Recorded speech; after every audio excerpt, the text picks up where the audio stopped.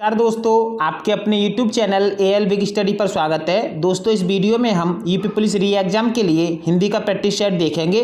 तो दोस्तों देखते हैं पहले प्रश्न को।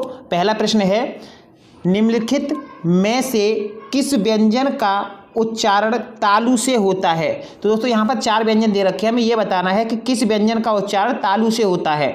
तो दोस्तों जो जय वर्ण है इसका उच्चारण स्थान जो है वो तालु से होता है।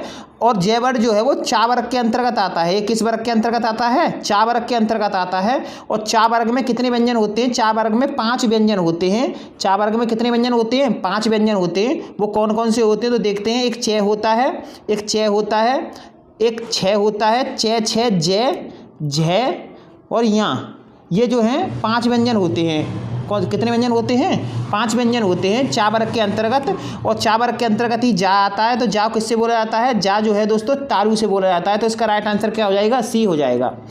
अगले प्रश्न की तरफ चलते हैं।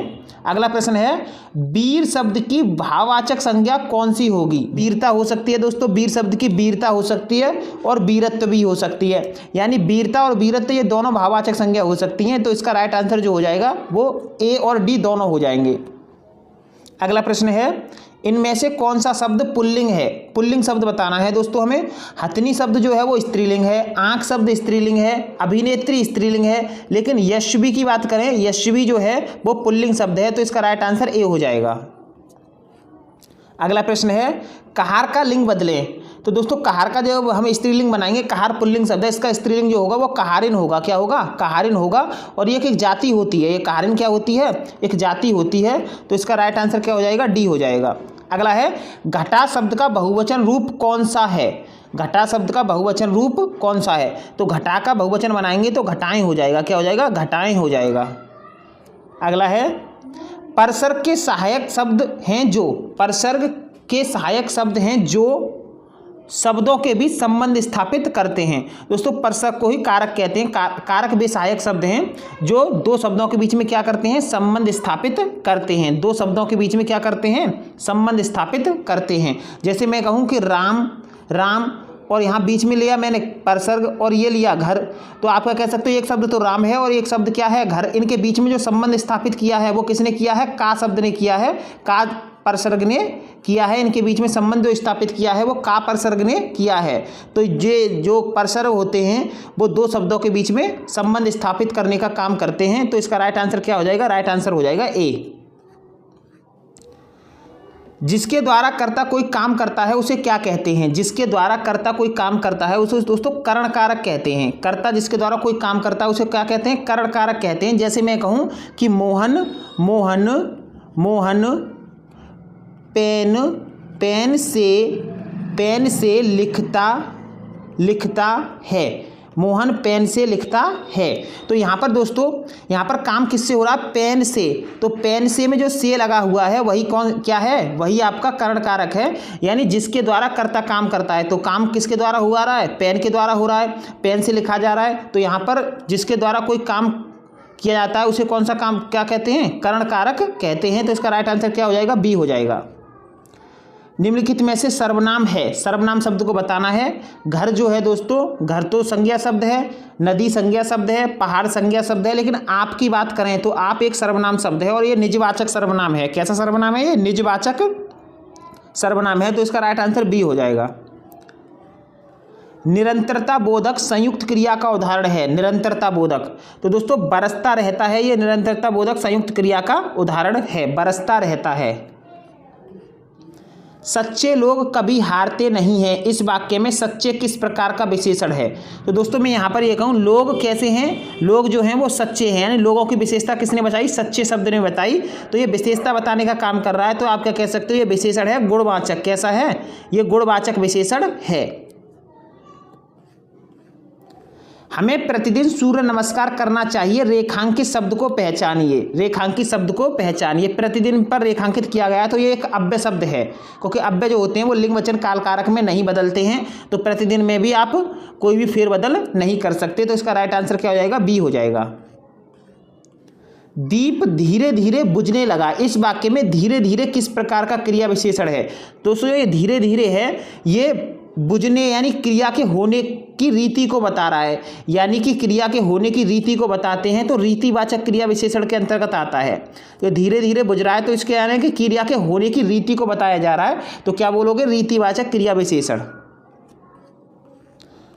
इनमें से तत्सम शब्द कौन सा है? तत्सम शब्द बताना है। जूता तद्भव है, सूरज तद्भव है, घर तद्भव है, लेकिन मनुष्य शब्द की बात करूं तो मनुष्य तद्भव शब्द नहीं है, यह आपका क्या है? तत्सम शब्द है, क्योंकि इसका तद्भव जो होता है, मनुष्य का तद्भव जो होता है वो मानुष होता है। क्या होता है दोस्तों?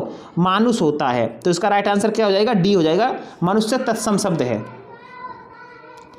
इनमें से उर्दू का उपसर्ग कौन सा है? उर्दू का उपसर्ग बताना है। तो अल जो है उर्दू का उपसर्ग है।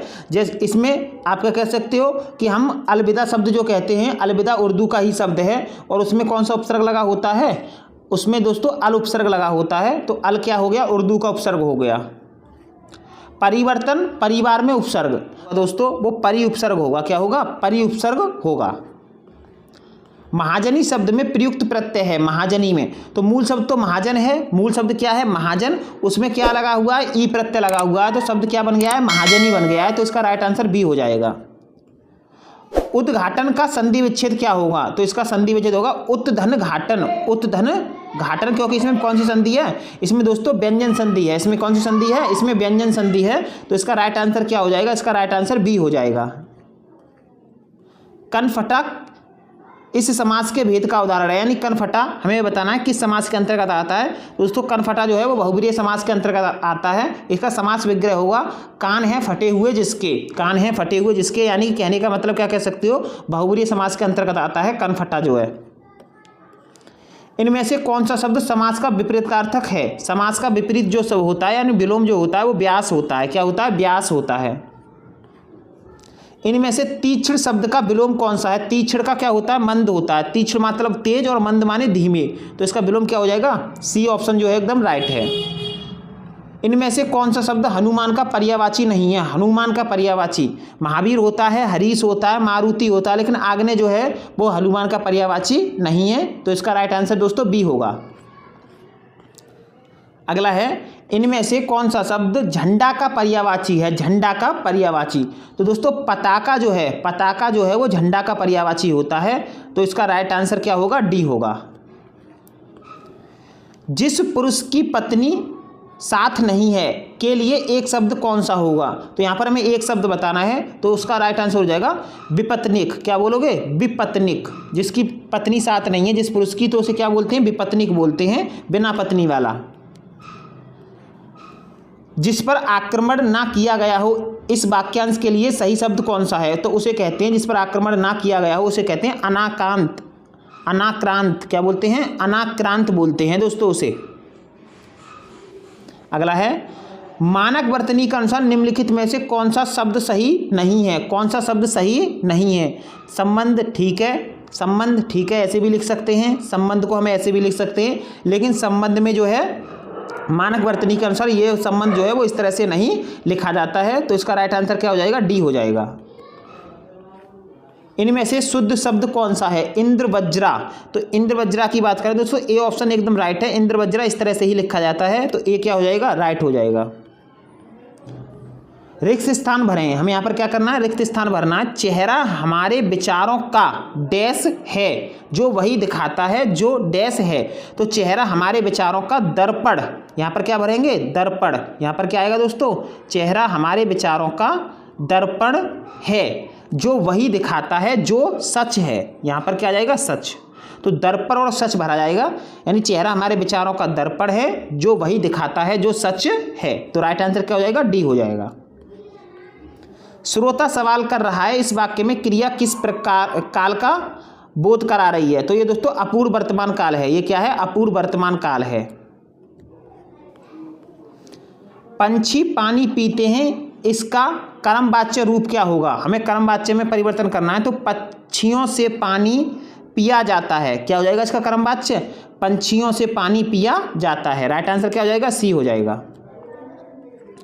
किसी कठिन शब्द को स्पष्ट करने के लिए विराम चिन्ह का प्रयोग किया जाता है, यानी कोई कठिन शब्द है उसको स्पष्ट करने के लिए हम कोष्टक के अंतर्गत लिखते हैं। उसे किसके अंतर्गत लिखते हैं? कोष्टक के अंदर लिखते हैं। तो कौन से चिन्ह का प्रयोग करते हैं? हम कोष्टक के चिन्ह का प्रयोग करते हैं।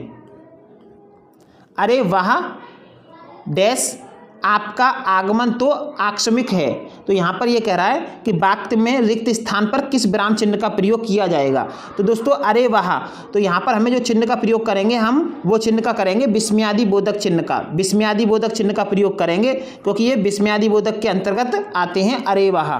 तो राइट आंसर क्या हो जाएगा, विस्मयादि बोधक चिन्ह। पस्त होना का अर्थ क्या है, पस्त होना का अर्थ होता है दोस्तों हार जाना। क्या हो जाता है, हार जाना। अर्श पर होना, मुहावरे का अर्थ क्या है, अर्श पर होने का अर्थ होता है दोस्तों अपने को बहुत बड़ा समझना। अर्श पर होने का अर्थ है अपने को बहुत बड़ा समझना। पाटी पढ़ना मुहावरे का अर्थ क्या है, तो पाटी पढ़ने का अर्थ होता है दोस्तों सबक सीखना, सबक सीखना। यहाँ पर राइट आंसर क्या हो जाएगा, सी हो जाएगा। उत्साह किस रस का स्थायी भाव है, उत्साह जो है वो दोस्तों वीर रस का स्थायी भाव है। उत्साह किसका है, वीर रस का स्थायी भाव है। तो इसका राइट आंसर सी हो जाएगा।